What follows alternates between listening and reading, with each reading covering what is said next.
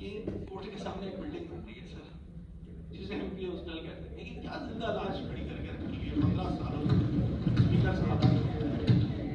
जो जो हमारे हालांकि चलो हैदराबाद वाले डेली आउटबैक कर लेते हैं, अब बेचारे हैदराबाद से लेके जो वो आगे तक वाले हैं, अगर वो बजट के तकारीर बजट सेशन चल रहे होते हैं, लंबे लंबे सेशन चल रहे होते हैं, तो उसमें वो बेचारे एमपी हॉस्टल एमपीएस के नाम पे बना था, वो पता नहीं क्या धूल लग रही है, उसके जो फर्नीचर पड़े हुए हैं, उसके जो एसी, सब तो बर्बाद हो रहा है वहां पे, वो भी आवाम के टैक्सों का पैसा है स्पीकर साहब। उसमें तो खुदारा हर साल स्कीम बस जिंदा करने के लिए कुछ पैसे हमारे ये पीएनडी वाले बाबू जो है ना वो कर देते हैं और चलाए जा रहे हैं जी, चलाए जा रहे हैं।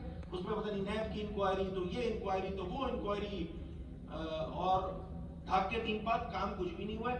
आज भी एमपी हॉस्टल, अब तो वो क्या वो कुछ नहीं, प्लास्टर उखड़ना शुरू हो गया, पता नहीं वो तो हंटिंग से प्लेस बन रही है, मुझे नहीं पता अंदर अल्लाह माफ करे चीन कुत्तों का भी बसेरा हो जाता है ना स्पीकर साहब, तो वहां वो तो नहीं हो गया। और फिर मेरे इत्तला के मुताबिक इस पे जो हमारे सरकारी बाबू ने इस पे भी चाइना कटिंग करने के लिए तैयार है। सच बता रहा हूं मैं, ले लो भाई, ये भी ले लो, ये भी ले लो, कुछ नहीं छोड़ना। करंट रेवेन्यू एक्सपेंडिचर आपके सामने, कमीशन मैंने बता दिया, सब तो वही लोग लेके जा रहे हैं। यार ये बिल्डिंग बची थी, ये भी लेके जाओगे आप लोग क्या? ये भी लेके जाओगे? इनका हाल तो ऐसा है, वो एक शेर है, दामन पे कोई छींट न खंजर पे कोई दाग, दामन पे कोई छींट न खंजर पे कोई दाग, तुम कत्ल करो हो या करामात करो। तो ये स्पीकर साहब मेरी गुजारिश होगी कि इस मसले को भी टेकअप किया जाए, केएमसी की स्पेसिफिकली, क्योंकि मेरी कॉन्स्टिट्यूएंसी है शहर कराची, और इधर जो लोकल काउंसिल है हमारी केएमसी, उनके जो मुलाजिम है, मैंने जैसे जनरली मैंने तमामी काउंसिल एम्प्लॉइज के पेंशन वगैरह पे बात की, इसके साथ साथ जो केएमसी मुलाजिम वो शदीद मुआशी बहरान का शिकार है। उनका जो तनख्वाह यहाँ से बढ़ती है वो भी नहीं मिलती है उनको, केएमसी मुलाजिम को, वो पता नहीं क्या वो इसराइली पासपोर्ट होल्डर है केएमसी के जो एम्प्लॉइज हैं या कौन है मुझे नहीं पता, कि उनके साथ इस तरह का रवैया रखा जाता है। इसको भी जो भी हमारे लोकल गवर्नमेंट के मिनिस्टर हैं वो कम से कम केएमसी के जो कस्टोडियन है मेयर साहब जो है उनको बताएं कि भाई उनकी भी तनख्वाहें बढ़ाएं, जिस अंदाज से सिंध हुकूमत बढ़ा रही है उस अंदाज से केएमसी भी बढ़ा ले, इसमें क्या मुसीबत वाली बात है। दूसरी है कि इसी तरह एचडीए है, वासा है हैदराबाद की, अगर मैं और फिर ऑनवर्ड्स आगे हम लाड़काना तक चले जाए, सबका यही हाल।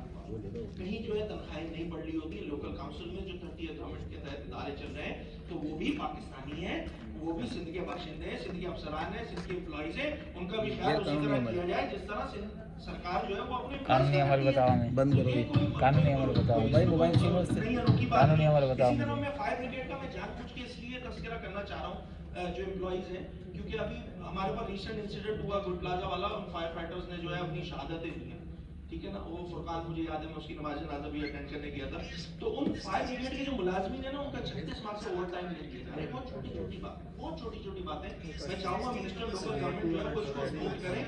फायर ब्रिगेड की अपग्रेडेशन है, 2012 में केएमसी के तमाम डिपार्टमेंट की अपग्रेडेशन हो गई थी, मगर फायर ब्रिगेड की अपग्रेडेशन नहीं हो सकती। इसी तरह फायर ब्रिगेड मुलाजमीन का मेडिकल ना होने की वजह से आग जो लगती है उसमें जो जख्मी हो जाते हैं वो बेचारे थके खाले होते हैं मुख्तलिफ अस्पतालों में। तो ये वो बुनियादी चीजें हैं जो हुकूमत को करने की जरूरत है। अगर ये कर लेगी हुकूमत तो हुकूमत की नेकनामी होगी। फिर वो जो लिस्ट है जिसमें आप लोग कहते हैं कि जी अपोजिशन जो है वो हमारी तारीफ करे, आप ये काम कर देंगे हम आपकी तारीफ करना शुरू हो जाएंगे, सीधा सा बिल्कुल 2+2 वाली इक्वेशन है ये, कि आप अच्छे काम करें हम आपकी तारीफ करेंगे। एक और बात एजुकेशन से रिलेटेड है, एजुकेशन मिनिस्टर भी मौजूद है यहाँ पे, और एजुकेशन मिनिस्टर प्राइवेट स्कूलों में ना स्पीकर साहब हम सब शादीशुदा बच्चे हैं, सबके बच्चे पढ़ रहे होते हैं स्कूलों में, ये 2-3 चीजें ऐसी हैं बड़ी टची सी हैं, एक फैमिली जो है वो इससे इफेक्टेड है। वो ये कि एक तो ये जून जुलाई की फीस आप लाख मना करते रहे, हुकूमत लाख मना करते रहे कि नहीं भाई नहीं लेंगे, इकट्ठा वो जून जुलाई की फीस जो है वो इस तरह नहीं होगी, मगर आज भी तमाम प्राइवेट स्कूलों में जून जुलाई की फीस ले ली जाती है पहली बार। इसके अलावा एक कोर्ट का ऑर्डर मौजूद है कि भाई यूनिफॉर्म बच्चा उसके पेरेंट्स जो है वो कहीं से भी ले लें यार। मैं एक्स स्कूल में पढ़ता हूँ, मैं यूनिफॉर्म पूरे, मैं कराची में रहता हूँ तो कराची में किसी भी जगह से मैं ले सकता हूँ ना, इतनी तो मुझे अलावा मुझे कोर्ट के ऑर्डर लगे हुए हैं इसमें।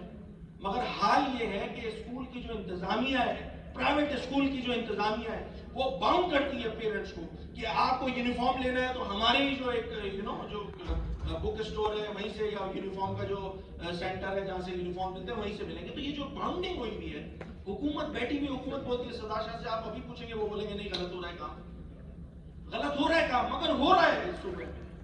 एक एक पेरेंट्स, एक एक फैमिली जो है इसकी इफेक्टिव होती है। हमारे भी बच्चे हैं, वो चाहते हैं, वो यही बाउंडिंग है कि जी यूनिफॉर्म तो फला जगह से ही लेना है, वरना पता नहीं क्या हो जाएगा उसके अंदर। इसी तरह किताबें हैं, कॉपियां हैं, खास तौर पे कॉपीज हैं, उनके प्रिंटेड होती हैं स्कूलों की, एक मनमानी लगाई हुई है। वो पता है एक चीज, इसकी मार्केट वैल्यू जो है वो 20 रुपए की है, स्कूल अपना लोगो लगाता है वो 100 रुपए की बेचता है, और सारे पेरेंट्स, सारे बच्चे क्योंकि अगर वो नहीं लेंगे तो उनके बच्चों को उनको एंटरटेन नहीं करेंगे, उनको बैठने नहीं देंगे, उनको स्कूल से निकालेंगे। ये सारे काम अपोजिशन ने थोड़ी करने हैं यार, हुकूमत ने करना है, और हुकूमत करे तो अपोजिशन आपके साथ मिलकर काम करने के लिए तैयार है।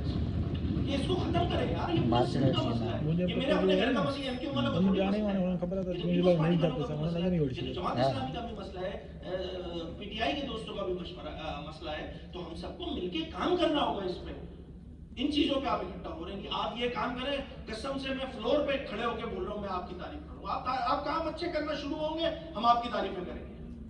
ऐसा नहीं हो सकता कि कुछ ना करें और बैठ के कसीदे करते रहे, नहीं नहीं, ऐसी क्वेश्चन नहीं चलने वाली, आपको काम करना होगा। दूसरी एक बात, थोड़ा सा टची, पीपल्स पार्टी वाले इसमें बड़े नाराज हो जाते हैं जब भी हम ये बात करते हैं। कौमी असेंबली में हुआ ये वाला काम, मैं कुछ भी नहीं कर रहा हूं, मैं सिर्फ एक अखबार की खबर आपके साथ हेडिंग शेयर करता हूं, डिटेल भी नहीं। ये जंग अखबार की कटिंग है, खबर है 24 जून 2026 की, और गलत है तो इसको पेश करेंगे क्या अखबार, ये गलत बात बोली जाती है। बेनजीर इनकम सपोर्ट प्रोग्राम, 25 अरब रुपए की माली बेज़ाब्तिगियां, 5,558 खवातीन का एक शख्स शौहर, 12,000 सरकारी मुलाजमीन को 51 करोड़ तकसीम। मैं नहीं कह रहा,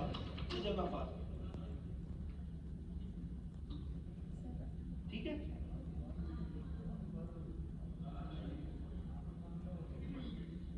आगे आग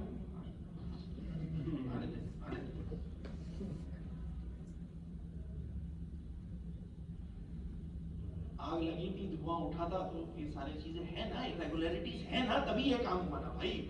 और अगर माफी मांग ली गई है तो भाई ठीक है, मेरी नॉलेज में नहीं, आपने बता दिया, मैं इसको क्रॉस चेक कर लूंगा, मगर इरेगुलरिटीज है। मेरा पॉइंट ये है, इरेगुलरिटीज है, सीधा सीधा कुछ नहीं है, सीधा सीधा कुछ नहीं है। और मैंने अपनी बात नहीं की है, मैं तो जंग की बात कर रहा हूँ, जंग अखबार की ये लगाई थी। अब सीएम साहब बोल रहे हैं कि वो हो गई है, ये नहीं मांगे, मैं तो मैं फ्लोर पे बोल रहा हूँ भाई हो गई है तो अच्छी बात है। मैंने तो सिर्फ खबर पढ़ी थी, सिर्फ खबर पढ़ी है मैंने, पता नहीं क्यों बुरी लग गई। दूसरी बस ये मैं रैप अप करने लगा हूँ। मैं चूंकि पार्लिमानी लीडर मुत्तहिदा कौमी मूवमेंट पाकिस्तान अलीम है, नहीं आ सके इस सेशन में, डिप्टी पार्लिमानी लीडर मुत्तहिदा कौमी मूवमेंट, मैं इनको भी खराज तहसीन पेश करूंगा कि जो डेरोगेटरी रिमार्क्स इन्होंने अरकान की जानिब से हो गए थे, उसमें उन्होंने बड़े दिल का मुजाहरा करते हुए माफी मांगी। तो इतनी अखलाकी जुर्रत है एमके पाकिस्तान में कि अगर कुछ ऊंच नीच हो गई थी तो उस पर माफी मांगी। मैं एक्सपेक्ट करूंगा कि जो बानियान पाकिस्तान की औलादों को लेकर जो डेरोगेटरी रिमार्क्स हुकूमती साइड से किए गए, हुकूमत भी बड़ा जो है ना, बड़ा दिल का मुजाहरा करे और जो है सॉरी करे। दो तीन चीजें अहम है, बानियान पाकिस्तान आसान था, सैयद गनी साहब ने बताया भी था, ऐसे मीडिया जी तेरे तो इरेगुलरिटीज तो हैं, कुछ इरेगुलरिटीज मैंने बता दी, कुछ सैयद गनी ने बता दी। फिर जो है वो मुकेश कुमार साहब ने बोला था ना कि हम इंक्वायरी को सपोर्ट करेंगे, और शमशान घाट सोलर स्कीम पर, इसका मतलब है डिटेल में घुसते जाओ ना तो पूरा बजट ही जो है वो पूरा इरेगुलरिटी पर घुसता है ना। खबर अभी है ना, नहीं घुसती, हां कहीं ना कहीं वो पत्थर उठाओ, एक करप्शन निकल आता है, दूसरा पत्थर उठाओ, दूसरी करप्शन निकल आती है। तो इसको ठीक करने के लिए मैंने जैसे पहले नहीं बनाए, कोई नहीं हो रही है सूबे की, ऐसी चीजें आती हैं तो नेक नामी का बाइस नहीं बनती है, ये ज्यादा डैमेज करती है सूबे को, ये ज्यादा डैमेज करती है। इसको समझने की जरूरत है, इस पे काम कर लिया जाएगा तो बहुत अच्छा हो जाएगा। ನನಗೆ ಮತ್ತೆ ಮೊಗಸಿಂದ ಮತ್ತು नहीं किसी ने मुझे ही बोलो मानना है वो लीडर वो पुराना दो स्कूल आए हुए हैं, ये तो कुछ तो है। ये वाली बात करना। इन्होंने एक जल्दी तो में अपोजिशन ले रहे हैं। GSS जो मीर मोहम्मद मीर गुलाम हुसैन लतीफाबाद हैदराबाद से स्कूल आए हुए। Top 10 world best school prizes में इनको इनाम मिला है। सिंध का स्कूल है, हैदराबाद का स्कूल है, उनको हम वेलकम भी करते हैं। बहुत अच्छी बात है। इसके साथ साथ चिल्ड्रन एंड एडोलेसेंट पार्लियामेंट के बच्चे भी आए हैं। स्पीकर साहब, आपकी बड़ी मेहरबानी कि आपने उनको फैसिलिटेट किया, और वो बच्चे इतने जबरदस्त हैं, उनकी पूरी काबीना भी है। मैं उनके सीएम से भी मिलकर आया हूँ, अभी ऑपोजिशन लीडर भी मौजूद है। मैं अभी उनके स्पीकर से भी मिला हूँ। वो तबाक से वो जो सीएम है ना उस पार्लियामेंट की, वो मेरे हल्के सफात की बच्ची है। मैं जिस इलाके से ताल्लुक है मेरा उसकी है। और ऑपोजिशन लीडर जो एक माइनॉरिटी से, तो वो बड़ा अच्छे सा वो दोनों आए हुए बच्चे बच्चियां सबको जो है वो बहुत आप एक ऑगस्ट हाउस में आए, आप सबको वेलकम भी करते हैं। गवर्नमेंट भी करती है, ऑब्वियसली गवर्नमेंट भी करेगी, स्पीकर साहब भी करेंगे, हम भी करते हैं ऑपोजिशन की जानिब से। बस लास्ट मैं रैप अप करने लगा हूँ स्पीकर साहब। एक पॉलिटिकल बस छोटी सी बात करूंगा, और उसके बाद